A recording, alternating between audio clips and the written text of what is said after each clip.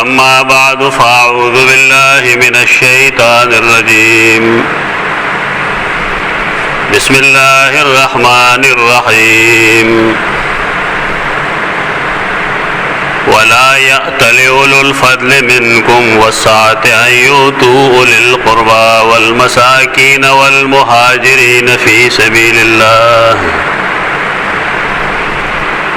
وليعفوا وليصفحوا ولا تحبون أن يغفر الله لكم والله غفور رحيم. سورة النور 22 آیت تعلق یو خاص واقع سره دی چې هغه ته واقعه د افک وایي. رسول الله صلی الله علیه وسلم د یو غزانا واپس راتو. هغه سفر کې رسول الله صلی الله علیه وسلم سره ام المؤمنین سیدہ عائشہ رضی اللہ عنہا ورګره و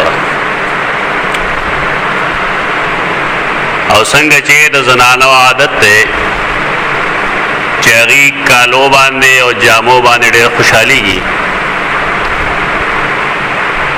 سیدہ عائشہ سره خپل سو هار نو مدبل چانه یو هار اغسته او غاړه کې چولو. واپس چرات لله غهار د دین رخصو.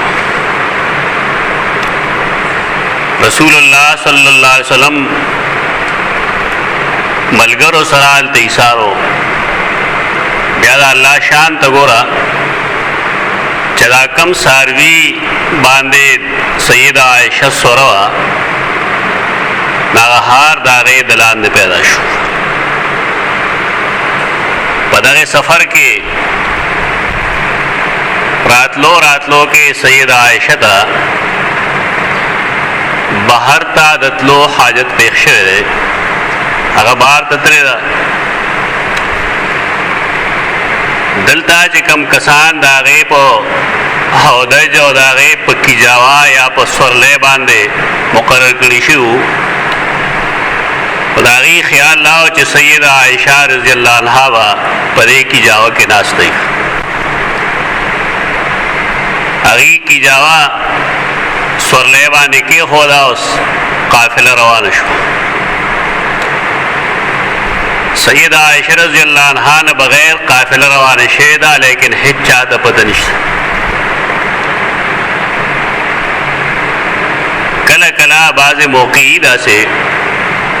چاغه ډېر تکلیف ده وی انسان د زړه لحاظ سره طبيعي لحاظ سره نه غواړي لیکن الله به کې خیر یې دیو جنا د الله دایو فیصله دا چې ان مع العسر یسرا. تنگسیا سرا الله رب العزت سانتیاګان امراولی مشکلات سرا سانتیاګانی دا د الله د حکمت نه ډک یو کلام دی. او سره چې هر څومره سوچ کوي د دې بشمیره انګنت مثالونه مخل راتلی شي.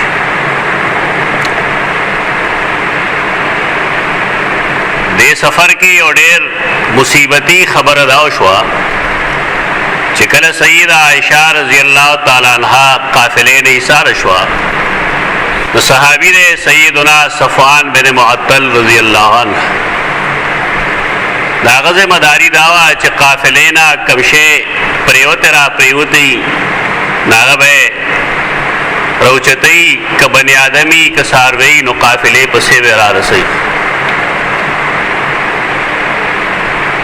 اچراغه سیدہ عائشہ ولیدا انا لله و انا الیہ راجعون ویل هغه आवाज سره هغه پورته شو. سیدنا صفوان هغه خپل سورلې باندې سورکړه او خپل موار نیولې دی او مخ روان دی. د کوم خلکو چې ذهن ګندای ناغي موقع تلاش کی. منافقینو چې کله ولیدل چې سیدہ عائشہ د صفوان بن معطل سره یواز را روانه ده او د قافلې نه ډېر رستو ده الزام لګون کی بیا دې ته نو ګوري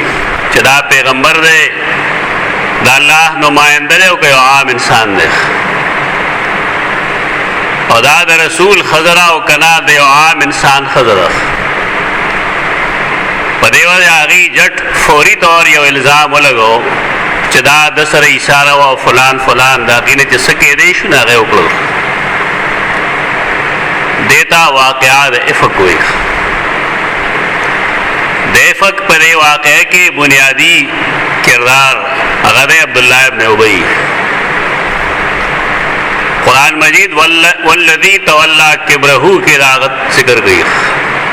آغت ہے دا عذاب علیم خوشخبری مورولے دا لیکن پدے کے بعد صحابہ کرام ہم دا پراپیگنڈے نا متاثر شو ناغی ہم دا خبر شروع کرا آغا خبرہ کمچے آغی خلق و غختل لما خبرہ دغی صحابو ہم پائے پراپیگنڈے دا تاثر دا وجہ تسلیم کلچاو سو خوشوی دی تا دیزینا یو بنیادی خبرہ زمونگ مخی ترازی دا اہل سنت والجماعت دا عقیدہ دا چھ صحابہ کرام ٹول عادل دی اور بیا بدری صحابہ اللہ بخلی دی لیکن پدے واقعے کے سیدنا مصطح بن اثاثہ یا اثاثہ یودا سے صحابی دے چاہ بدری صحابی دے ہم دا پراپیگنڈینا متاثر شدے دے سیدنا حسان پگیم دے ہم پراپیگنڈینا متاثر شدے دے اور چکم خلق پراپیگنڈینا متاثر شوی دی او خبری کلی دی ناغیتا سزا ہم ملو شوی دا دا قذف سزا اتیا ڈنڈی ورطن ملو شوی دا اس سوال لائے چھ صحابہ کرام سنگا عادلان دی یو خواہی تاسو عادل دی او بلخو عغیبانے حد قذف عغیتا ملو شوی دے آیا دا فاسقین دی ناکم خلق چراغی ذہن صحابہ کرام مبارکے تا تذبذب شکار دے راغی ہوئی چاہو صحابہ کرامونا دا سے قسم حرکتوں کی اور بیاغی دا صحابت کلہم عدول قیدہ ہم نتسلیم ہوئی بھائیو دیر مشکل مسئلہ دا دے لحاظ سر اور چکل دا ثابت شوا چھ دے صحابو پر الزام کے شرکت کردے نبیا خلق تا موقع پلاس ورغلا تاریخ کی چکم گند لکلے ناٹول صحابہ کرام مانے ورتگی چاگی اودا سیخ ماچ دا آباز شروع کو نہ پدے بنیاد میں شروع کو چھ صحابہ کرام داغی پا کردار بانے نن دیر گوتی اچتی اور دیر بیدین خلق داغی دا صحابیت مرتبہ داغدار کئی پدے وجہ علمی لحاظ سرا مسلمانان پدے پویول پگار دی چدے مسئلے اصل نوعیت صدیق قرآن مجید فاسقون چدیلی دی داغین دا الا الذین استثناء کردہ پدے سورۃ النور کے داغین استثناء موجود دا لہذا صحابہ کرام فساق ندیخ یا فاسقین ندیخ بھائی غلط استدلال لکھ پاتش ودا خبرہ چھ صحابہ کرامونا دا غلطی شوی دا اصول لائی چھ آگا انسان چھ داغنا غلطی وشی آگا اخپلا غلطی تسلیم کی پاگا باندے داغے دا حد نفاذ وشی تو دا حد دا نفاذ یا دا سزا دا دو دا آخرت تپار جبیرشی دے آخرت کے اللہ جہنم تنبوزی دا علماء کرامو صحیح ترین قولم دا غدیخ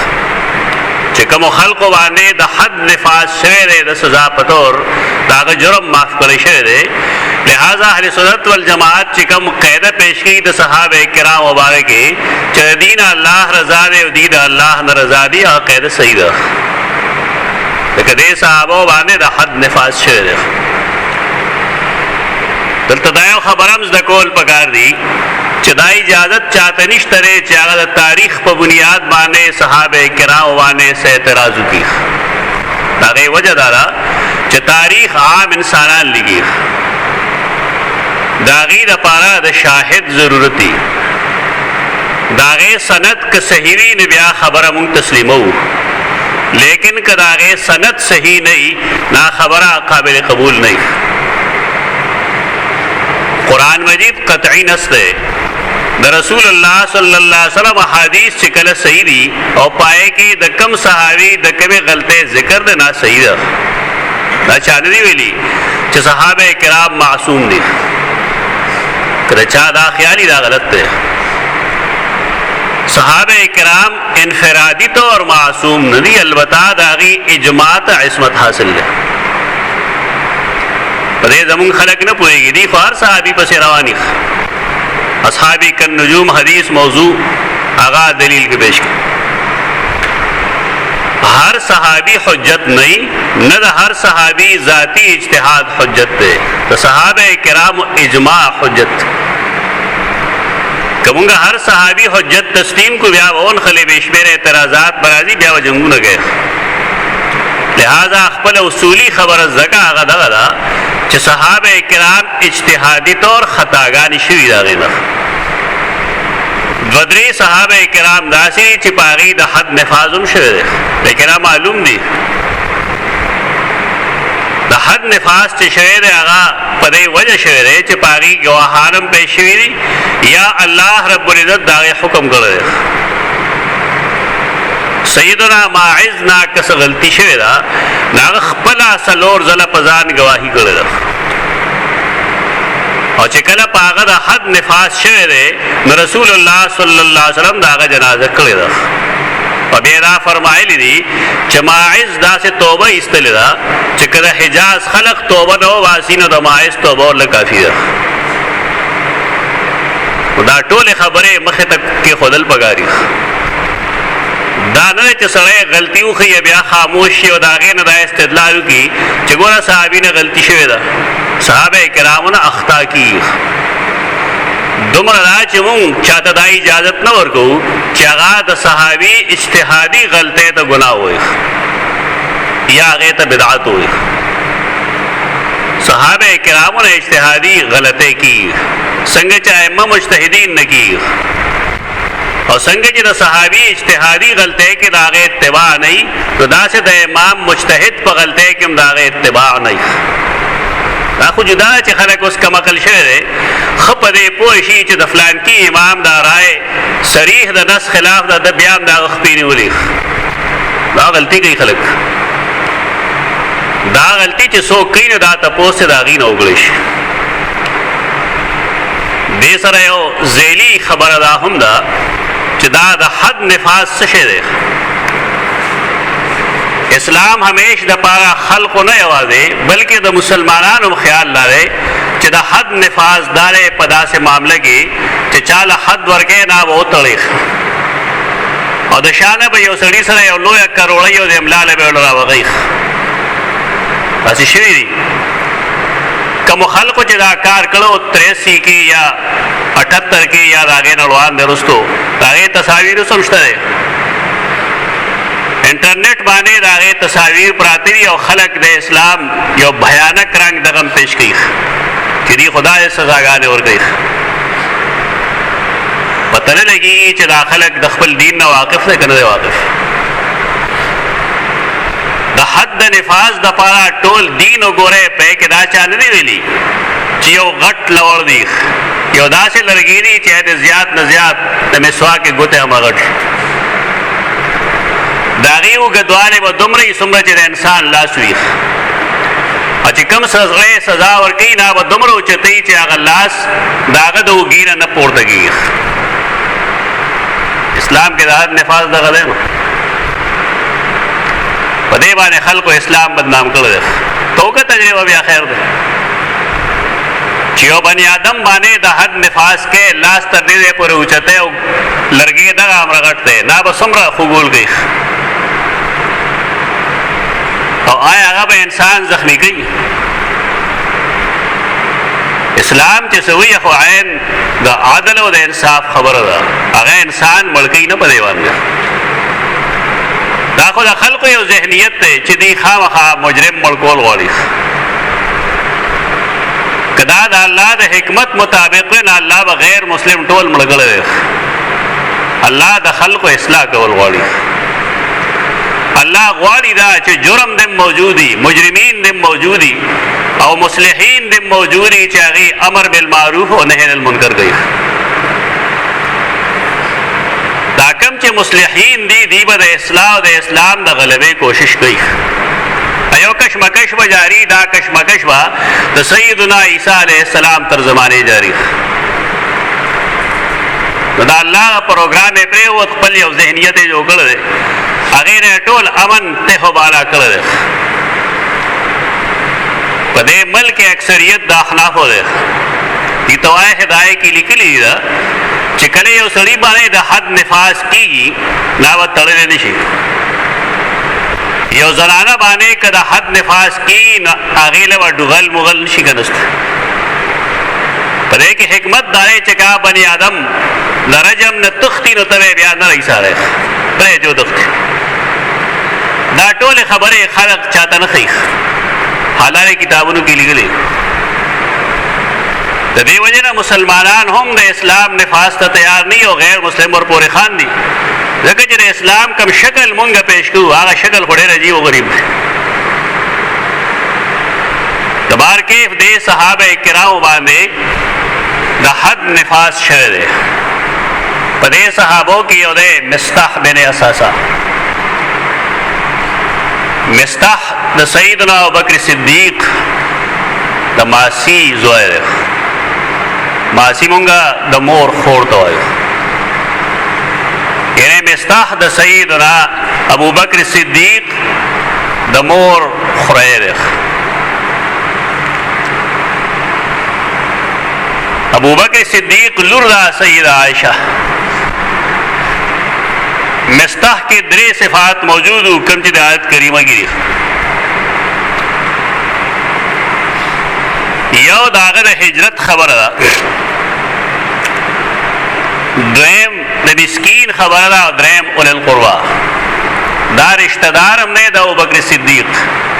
مهاجر هم ده او مسکین غریب هم ده. سیدنا ابوبکر صدیق وا په دبانې خرچه کولا د سره هیڅ درک نه لګیږي. که صدیق اکبر بس ورکړل دلا دبا خړل او کاغه ور نکړل د دې بیا نه هرو. یو داسې سره چې هغه د ابوبکر صدیق لاس ته هغه هم په دې الزام کې شرکت وکړي. ابوبکر صدیق انسان دی بخا خفګي چې ستا ټول جن اخماته محتاج دی، نوکنا تر سړی پورې ستا ټول خدمت زکوم. کم سے کم تعالی خدا نو پکار چې تا د عائشہ رضی الله عنها په الزام کې مخبل برخه چولخ. د انسانیت په بنا باندې ابوبکر صدیق صحابي دی، انسان دی لوی.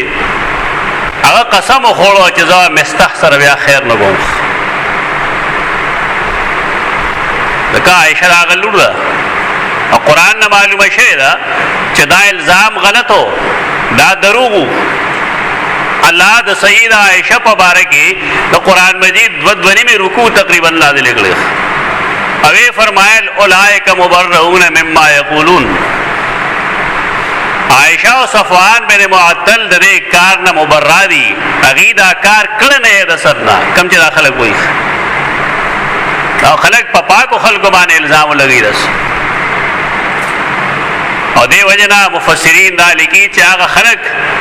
چې دا غي د قران مجید د نصب وجود دا خیال لې چې او سیدہ عائشہ پاک نه وا، پاک دامن نه وا، لکه نن د ټولو روافض دا خیال لې. هر تفسیر راواله غي ولګلی چې دا سړی مسلمان نه دی. لکه د اولئک مبرؤون مما یقولون مخالفت کوي. د قطعی نص نه تسلیمي او قطعی نص ته په دې باب کې چې کوم خلقو عائشہ او صفوان باندې اعتراض لګول،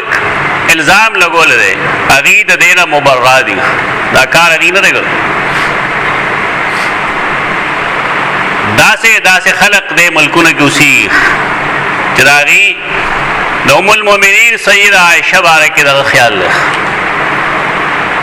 همدا خلق چې کله دعاګانې کوي ناغي دعاګانو کې دا خیریم کوي چې الله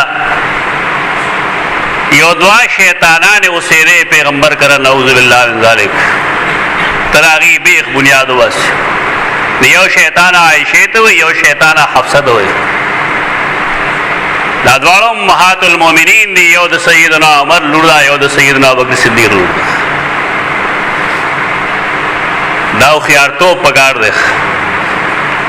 خپل دشمن پیژندل پګار دی کم خلق چې صحابه په باره کې رائے صحیح نه لري دا اسلام دوستان نه دي دشمنان دي اسلام اکه ننی او که پرونی او که سبای او که 13 زمانه کې او که رستو زمانه کې کوم خلکو چې صحابه کرام سره دوستی رہی دشمنی او داسې انداز کی دا کوم چې مونږ وایو نو دا خلق د مسلمانانو دوستان نشي ګره دا غته لګي دیتا قتل غواړي چاہیے کوم اتحاد جوړی نه غي ته وای اتحاد بین المسلمین او داغه سبب داري چې هغه مونږ مؤمنان نه ګڼي مسلمانان مونږ لیکن آگی دن فلسفہ دادا چې صحابه کرام مسلمانان ہو لیکن مومنان نو مومنان نو دا مطلب چې آگی زړه کې ایمان نو گویا کې آگی اسلام منافقانه ہو دا دومره خطرناک خلق دی دا د عمل کړي شي خلق ور سره سیاسي الحاق هم کوي دا حال لري خلقو جڑا ورشی خلق ولا مونږ سیاسی خبره نه کوو لیکن بنیادی خبره دارا چې یو سړی زما صحابي ته کافر وای هغه مسلمان نه غني د سرنا مؤمن نه غني نو زما هغه سره کم توک جوړیږي چې هغه د خپل دوست وایم هغه مونږ مؤمنان نه غني د سره اتحاد بین المؤمنین غینه وای اتحاد بین المسلمین وای چونکه دا غي د مذهب یو بنیادی چیز د هغه ته تقیه وای هغه باندې عوام نه پوي تقیه دې ته وي چې تزله کې هر څه چوي وایا خو په خله راي خلاف کو دا دوکي یو ډېر خزریه ده تبار کې سیدنا ابوبکر صدیق چې کلا قسم خور سزا ملوشه مستحتا نور صحابه کرام تم سزا ملوشه چاچه تولا کبر هو غتم سزا ملوشه لا الله دا آیت کریمه رو لے گا دا دین سیدنا ابوبکر صدیق شان معلومی تفسیر ابن کثیر نور عام مفسرین چو گورے تا تبوئی چک دا آیت کریمه چا بارک نازل شد اہل سنت والجماعت تقریبا پدے متفق دی چدا آیت کریمه دا سیدنا ابوبکر صدیق مبارک نازل شد حدیث کتابونو کې ټول لیکلي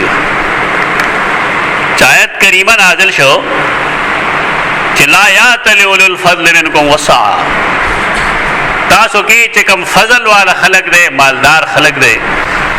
اغي دی قسم نخري نه کې کولو اشاره ابوبکر صدیق قسم خورلو ده چې دا نو بغیر یعنی اللہ رب العزت دی آیت کریمہ کے مخاطب کئی سیدنا ابوبکر صدیق رضی اللہ تعالیٰ چدانو بگر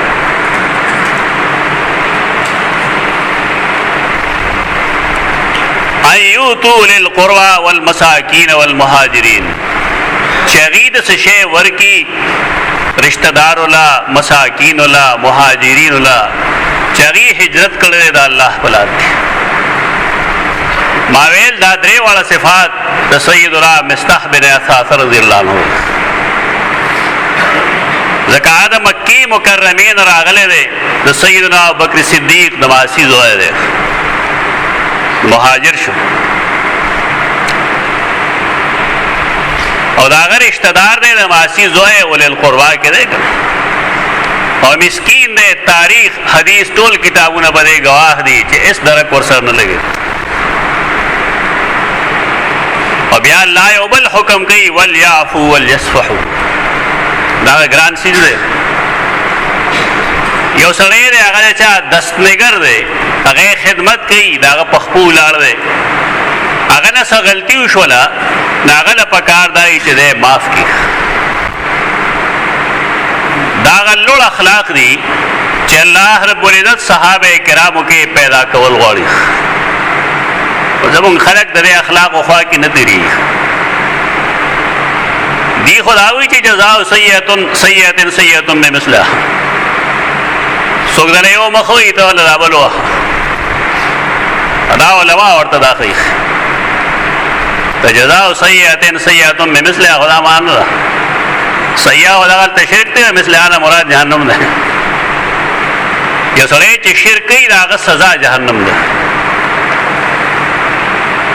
اسلام همیشه دبل د معافی تلقین کړی او د دې نه زمونږ خلک ډېر لرې تښتېدلی دی د هغې وجه دا ده چې شعوري اسلام ممکن نشته د خپلې غلطۍ اقرار کول پکار دي که دا واقعي د قرآن حکم وی چې تاسو د بدۍ مقابله کې بدي کوئ نو رسول الله صلی الله علیه وسلم به د فتح مکې په ورځ خپل دشمنان معاف کول نه ټول له سزا ورکړی لیکن فتح مکې په ورځ رسول الله صلی الله علیه وسلم خپل دشمنان ټول معاف کړي اذهبوا انتم الطلقاء زه تاسو ټول آزاد یې دا لوړ اخلاق دي مسلمان لدا اخلاق خپلول غواړي دا قرآن حکم دی ابو بکر صدیق لور ته بد ویلی دی الزام کی شرکت کړي لیکن الله ورته فرمایي وليعفوا وليصفحوا معافی دی وکي مخ دې واړي معاف کول لا مطلب چې کوم جرم یې کړی دا ورته معاف کا او صفح دا مطلب چې چرته یادوي ورته مخ چې تا ته یاد دي چې تا دا چل کړو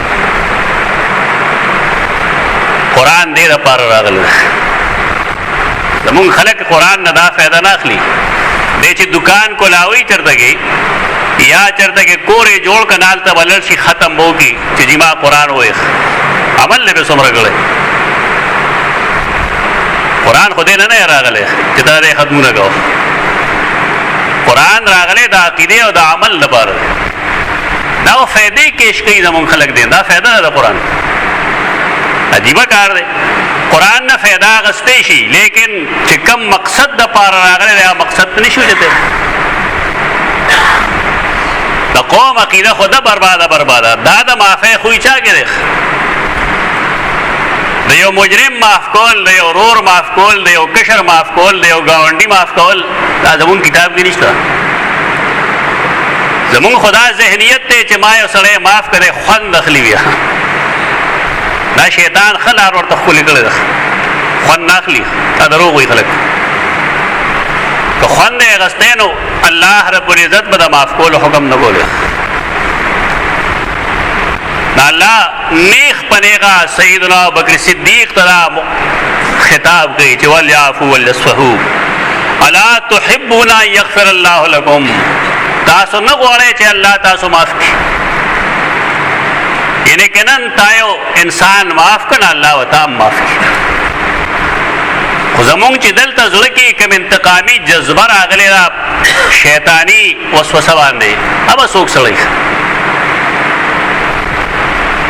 مونږ ته دا نه معلومه چې ان شیطان لکم عدو مبین شیطان ستاسو ښکار دشمن دی مونږ ته یو مسلمان دشمن ښکاري غلطی کیږي بدګمانه وشي یو سوشي بل سوشي لیکن پکارداری چې مسلمانانو کې د معافی جذبه موجودی زمونږ میاس کې د معافی جذبه نشته زمونږ انتقامی جذبات دي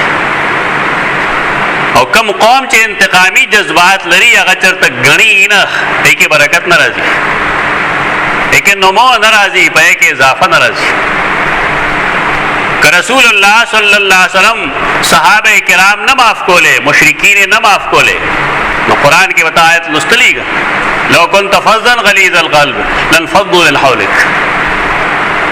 کتبت زبان وے تسخزڑ وے استاکہ دا معاف کول قوت نہ وے دا صحابہ کرام بستانہ گیر چاپیر چنگ ونگ شے وے دیو پتم نہ لگے ځکه دې صحابو کې بې شمېره داسې دي چې هغوی د پیغمبر ګریوان د لاسه چولی و جاهلیت کې داسې پکې وو چې په مخې دوکانې توږلي د هغه خلاف بدر احد حنین کې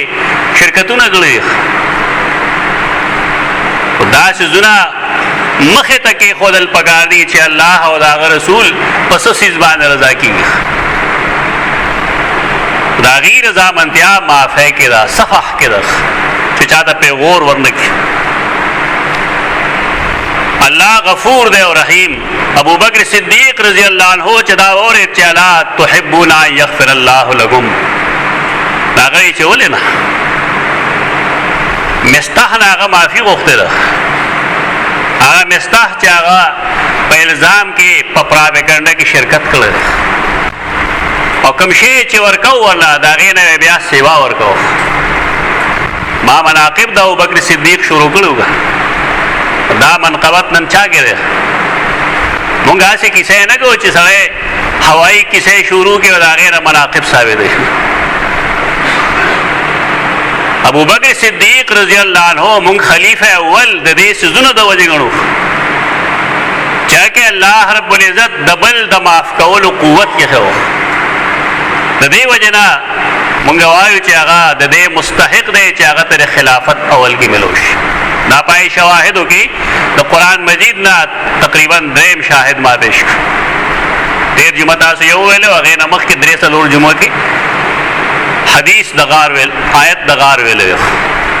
دا درې نصوص شو دی باب کې مناقب د سیدنا ابوبکر صدیق رضی الله عنه نورم څه آیات شته انشاءالله د هغې تذکره به خپل وخت باندې کوو اقول قولي هذا استغفر الله لكم من السائل